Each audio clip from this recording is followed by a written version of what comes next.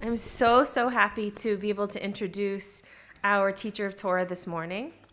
We have a Devar Torah by Gabriela Helf, who has also like a whole amazing group of family surrounding her who are ready to... Do you guys have tissues or something? Are you ready? You do? Okay, good. So I'm so happy to introduce her with a little bio and then a little more.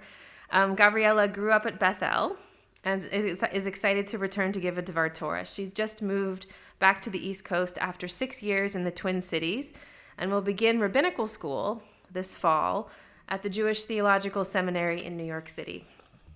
So I wanted to say that if you know Gabriela, you know that she has such a brilliant mind and a really deep and sensitive heart, and we are so lucky that she's going to become one of the leaders of the Jewish people. And the seminary is lucky, the Jews are lucky, the conservative movement is lucky, Bethel is really lucky, and we hope that she will, when she's in town, that she will continue to be a teacher in our community for many years to come.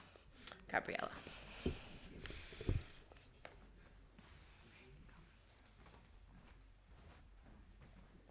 I feel really lucky. Thank you so much, Rabbi Magdal. I was very honored to have been asked to give a Devar Torah this summer. Last time I gave a Devar Torah on this bima, it was my bat mitzvah in 2013. And I think like someone else would probably joke like, oh, I'm so much taller now, you know, but I actually, if you knew me then, I was this height then. But I am, I think, a little wiser now, hopefully. We'll see. So I came here today with my parents, Michelle and Tom, who supported me then and support me now. So raise your hand if you came to shul with someone today. Okay, give them a little wave and a smile. Oh, that was so much cuter than I thought it would be from up here. Now, raise your hand if you came to shul on your own. Okay, then give each other a little wave and a smile. I'm really not trying to single anyone out.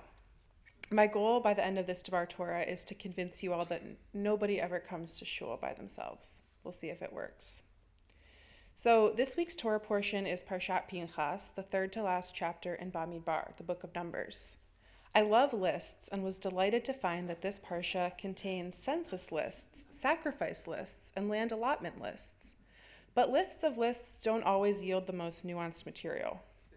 So I read between the bullet points and found that after listing the census, the Torah adds that nobody from the previous census taken in the wilderness of Sinai had survived to make it to this census. For Adonai had said of them, they shall die in the wilderness. In just this little phrase, the Torah makes sure to remind readers of the sins of Israelites, emphasizing that in this moment of preparing to enter the promised land, there are some who have made the cut and some who haven't. Like at an exclusive frat party, only those on the list will make it in. This specification did not add up with my own conception of the Israelites' journey. Has anyone here heard of the phrase, we were all at Sinai? Great. So in Deuteronomy 29:13, God says, I make this covenant with its sanctions, not with you alone, but with those who are standing here with us this day and with those who are not here with us this day. In Midrash Tanchuma, Rav Abahu, in the name of our Rab Samuel Bar Nachmani, asks, why does it say those who are standing there here and those who are not here without using the word standing? He then responds, because all the souls were there, even when their bodies had still not been created. It is for that reason that their existence is not stated here using the word standing. So that's the little backstory of that little phrase. This midrash points us to a piece of Torah that establishes God's covenant with all the Israelites, past, present, and future. It's a nice sentiment, but I didn't really find that here in Parshat Pinchas. Here, those who are literally at Sinai are explicitly left out of this great promised land allotment. They died in the wilderness for their sins and are remembered as such, not to be counted, even in memory only, within their various tribes. So I struggled with this idea, but then I kept reading and found a challenge in the very next line. The 5 daughters of Zelophehad, a descendant of Menashe, Joseph's son, appealed to Moses. Their names were Machlah, Noah, Hoglah, Milcah, and Tirzah. And Donna very expertly read this with a little bit of a theatrical bent, which really set me up well because it's a really key moment in our Torah. They stood before Moses, Eleazar the priest, the chieftains, and the whole assembly at the entrance of the tent of meeting, and they said, these 5 daughters, "Our father died in the wilderness, and he has left no sons. Let not our father's name be lost to his clan just because he had no son. Give us a holding among our father's kinsmen." Moses takes their plea to God, who concedes and allows them to claim land on behalf of their family. These women's successful self-advocacy provides an early example of female empowerment in the Torah, which really warrants its own Dvar Torah. If you're interested in these characters, I encourage you to look into the host of feminist commentaries on this parsha. Don't ask me, because I'm not a rabbi yet, but Rabbis Harris and Megdal I'm sure can help you out. Anyway, what struck me most about this story was that the women do not simply ask for their father's land. They specifically plead, Lema yigara Shem Avinu mitoch mishpachat. Let not our father's name be lost.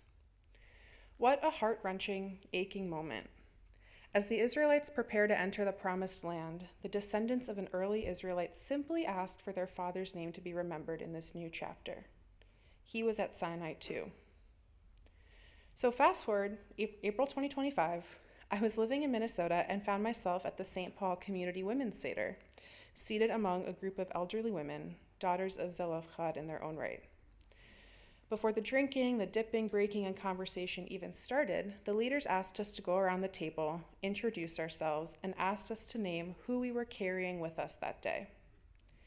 Each woman named some combination of mother, grandmothers, great-grandmothers, sisters, cousins, friends, all women who, while not in the room, had made it possible for us to all be together experiencing Seder in that moment.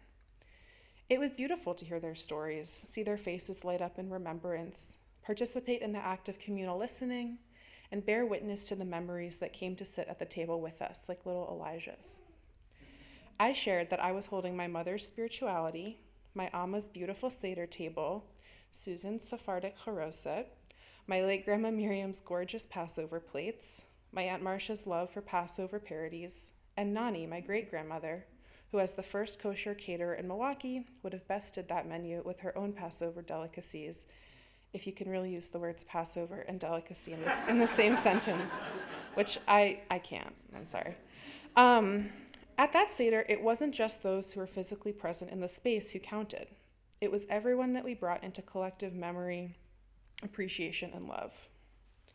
So, in reading this parsha, I thought back to this experience of carrying ancestors into a Jewish moment. I wondered how those who prepared to enter the land felt. Like Zelophehad's daughters, did they feel the presence of those who could not enter with them?